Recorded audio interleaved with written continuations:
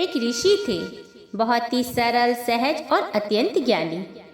दूर दूर से लोग उनके पास शिक्षा प्राप्त करने आते थे। एक राजकुमार भी उनसे शिक्षा प्राप्त करने आया। राजकुमार ने बहुत मन लगाकर ज्ञान अर्जन किया।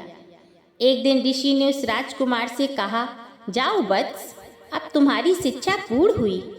अब इस शिक्षा का उपयोग करके तुम अपना और दूसरों का बेहतर जीवन बनाओ।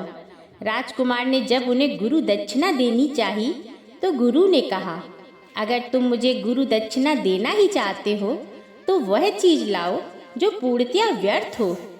उस पर राजकुमार ने मन ही मन सोचा, गुरु अगर मांगते तो मैं उन्हें कुछ भी दे सकता था।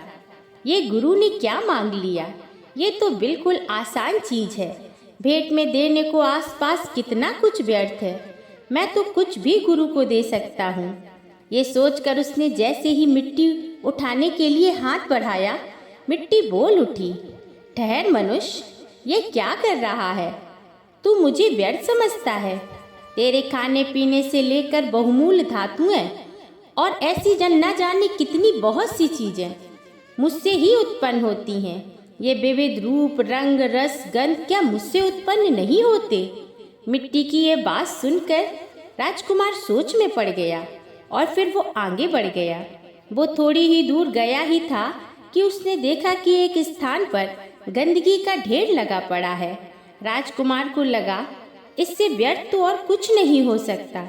और ये सोचकर राजकुमार ने जैसे ही उसे उठाने के लिए अपना हाथ बढ़ाया तो उसमें से आवाज़ आई, रुको मानव, तुम मुझे व्यर्थ समझने की भूल भला कैसे कर सकते हो? क्या तुम भूल गए कि धरती को पोषित करने वाली खाद मुझसे ही बनती है?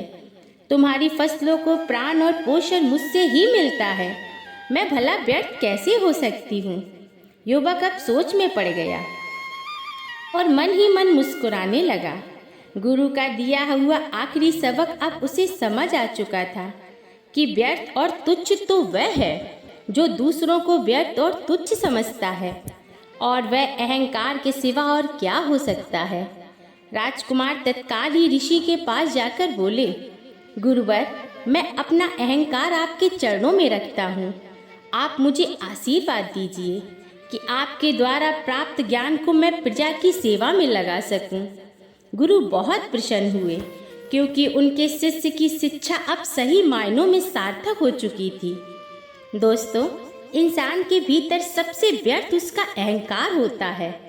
अहंकार जितना बढ़ता जाता है, मनुष्य के गुण उतने नष्ट होते जाते हैं। अहंकार के बढ़ने से मिलता कुछ भी नहीं, सिर्फ खोता है। क्या खूब कहा है किसी ने, अहंकार में 3 गए, धन, वैभव और वंश। ना मानो तो देख लो रावण, कौरव, कंस।